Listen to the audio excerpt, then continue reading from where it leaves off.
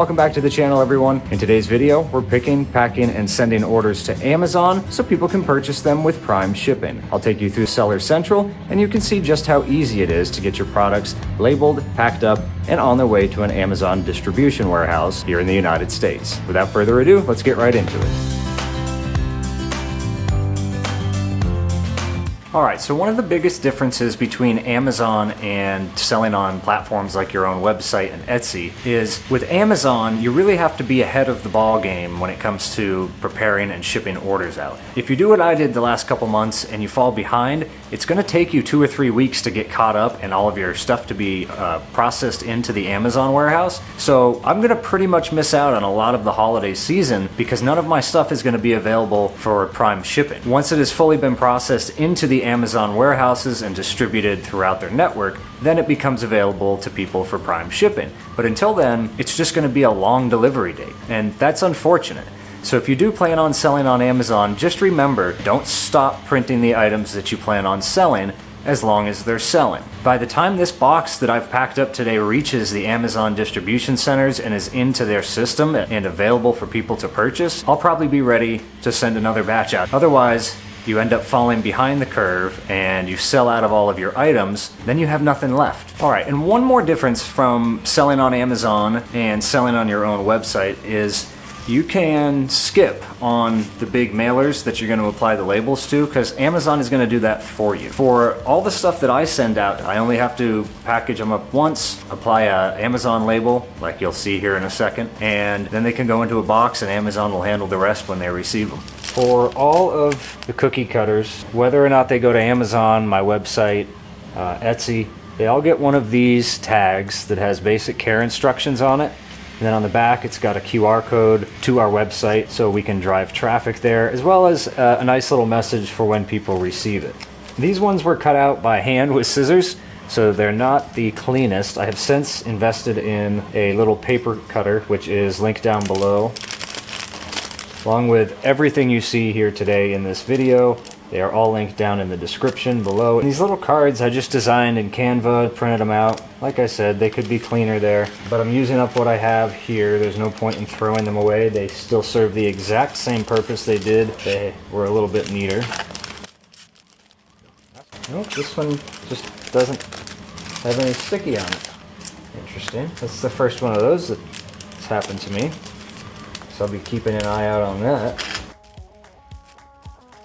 Alright, I'm just finishing packing up the rest of the cookie cutters and assembling 48 of the dumbbell business card holders. I won't bore you with the process on this. If you are interested in seeing it though, I do have it in a couple of my previous videos that I'll link down in the description below. And these are the tags I was printing out earlier. For the dumbbells, I printed out 60 of them. They will go onto each and every one of the bags that holds the dumbbells. And on the outside of the box, there will be an FBA shipping label that tells Amazon how many different SKUs and items are in that box.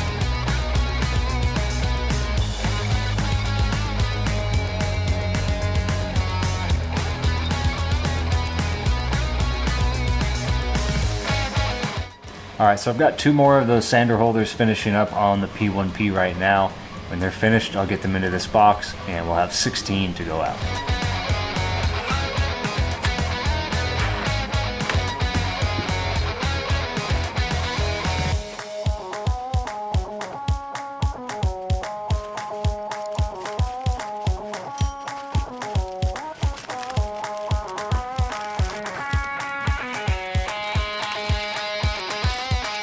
So my large shipping scale that can go up to about 400 pounds and can actually fit a box on it, well, the screen on that broke. So I had to get a little creative, just throwing a taller box on top of it, and we'll see if we can actually get a good weight on this. So it's fluctuating right now around 10 and 11 pounds. I do have 18 more of the card holders to go into this box once they're finished up, so I'm gonna get a single weight of each of the card holders wrapped up, and then add that to the weight that's currently in the box. Alright, so it looks like each of them are about 2.5 ounces wrapped up in this bag. I'm going to do some quick math and figure out how many more pounds that's going to add to this guy. So it looks like it'll weigh an extra 3 or so pounds. I'm just going to take 11 plus 3 and we'll call the box 14 pounds. So when you first log into Amazon Seller Central, You're going to go over into the top left-hand corner and go down to inventory. And there's two ways you can go about sending your items. You can go to manage all inventory, and that will show a list of everything that you have currently in your Amazon store. So for today, we're going to do the dumbbell business card holders. I've got none available, so you could click this, and then you go to send or replenish inventory. And that will automatically populate just this single item here. To add more, you can click on the All FBA SKUs on the top left-hand corner next to the pre-selected SKU, and that will bring every item up. All right, and the other way that you can send your products to Amazon is by going, again, up to the top left-hand corner, and then if you go down to Inventory and Shipments, you're going to go up to the little Shipments tab up here and hit Send to Amazon. And this will bring up the same thing as if you were to click all SKUs on that last page. Now, for items that you sell on a regular basis, once they've had enough time to gauge how popular your item will be, Amazon will give you a recommended quantity that you want to send to them to keep your items in stock. So for the orbital sander wall mounts, they recommend I send 5. I am going to send probably 3 times that amount because I only have sent them 7 or 8 total just to see how they would perform. So they didn't really have a good chance to perform better than that. For the dumbbell business card holders, I'm going to send them probably 60 of them, just a couple more than they're recommending. In the past, I've fallen behind like we are right now, and I just want to make sure that doesn't happen again. So I'd rather send what I have and get them on their way so they can be loaded into the warehouse and managed across the distribution centers. I've had a couple sales from Canada. Most of it's from the US, though. And I'm going to be sending 30 of those. You can mark it as ready to pack if you know how many you're going to be sending. For the SKU labels, you can do it one of 2 ways. You can either enter, I have 30 items that I'm sending, so print me 30 labels, and what that will do is populate 30 labels. Or you can do it the way I do it and just populate 1. We can hit print. I know I've got a 2x1 label, and then I can send it over to the printer however many times I want. So if I have 30, then I can hit print. It'll print out all 30 of those labels like you'll see here, and each individual cookie cutter unit will need one of these labels. If I was to pack them up 2 at a time, it would be a separate barcode, so it would be a different label. Otherwise, Amazon doesn't know how to differentiate between the two. So you can see here, this is labeled as 1, which is a pack of 1, and then up here, I've got a pack of 2 of the large, which will be a different SKU and a different ASIN. As for the SKUs and the ASIN numbers, Amazon assigns those automatically when you create your products, as long as you are selecting the UPC exemption. If you're not a brand, like a big brand name, or you have a product that is completely invented by you, generally speaking, you're going to be selling as a generic label on Amazon. The other thing we're sending today, I'm going to send 16 of the orbital sander wall mounts and 60 of these guys. All right, so I've already printed out all the SKU labels. Same process for each item that you want to print. You need to print as many SKU labels as units you have ready to go out. When you get to the bottom, so you'll see down here, if you wanted to print all 106 labels at the end, you could do that as well. We've already printed them, so we're going to skip that step. You'll hit pack individual units, and then it will ask you how many boxes everything is going to fit into. For the stuff that I'm sending today, everything is going to fit into 1 box. If you ended up having 2, you just enter how many boxes you have, the size of each box, and the weight, and then it'll also ask you which items go in which box. Fairly straightforward. We're going to fit everything into 1 box. We can put our dimensions in, and the box weight, I'm going to run down and get those, and after that, you'll be able to confirm the packing information. All right, so we're looking at 22 inches long, 18 inches wide, and 12¼ inches. So I'm just going to put this at 13. It's always better to be over than to be under. All right, let's go get those into the computer. We're back from downstairs. We've got 22 inches long, 18 inches wide, 13 inches tall. And like we said, the box weight was right around 11 pounds, plus the extra 3 for the other 18 dumbbells that are yet to be in there will leave us with 14. So we can hit confirm packing information.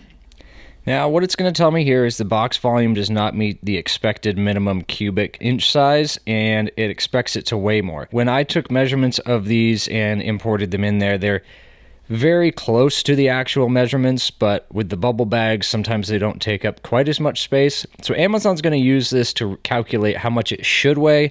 That doesn't mean that's exactly what it needs to weigh. So we're going to hit confirm and continue. And next, our options to ship them is going to be Amazon Fulfillment Center, since we are using multiple SKUs. If we were going to send it to the Amazon warehousing and distribution, we would need just a single SKU. And our ship date is going to be Monday, the 25th of November. I'm not exactly sure when this video is coming out, but these were sent in on the 25th of November. And next is going to be calculated based off of the dimensions and weight of your box. And so depending on your location, since I'm in the East Coast, it's cheaper for me to send it to the East Coast, and then they'll spread it to Central and West Coast. If you're in the West Coast, your number will probably be cheaper for the West and more expensive for the East. And then you have the shipping mode, which is going to be DHL, UPS, FedEx, whoever you choose to ship your items out with. I typically use UPS because they are an Amazon partnered carrier. All right, so we've got one box containing 3 SKUs in 106 total units. It's going to cost $12.70 to ship it with UPS, and then Amazon charges $24.52 to place it into their warehouses. When you are finished up with that, you can hit accept charges and confirm shipping.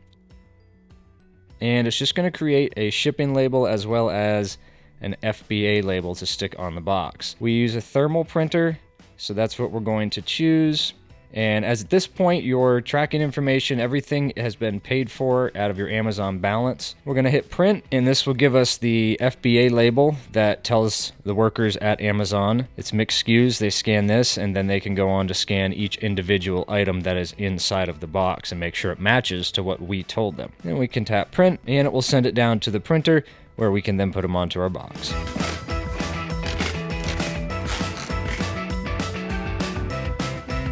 All right, and that is where I'm going to wrap this one up. Thank you so much for joining me today. If you learned something from today's video, please give it a thumbs up. It really does tell the YouTube algorithm that you want to see more of this type of content. Speaking of which, if you enjoyed the style or the theme of today's video, let me know down in the comments. And if you feel I've earned your subscription today, I would greatly appreciate it if you smashed that subscribe button. And until next time, folks, take care.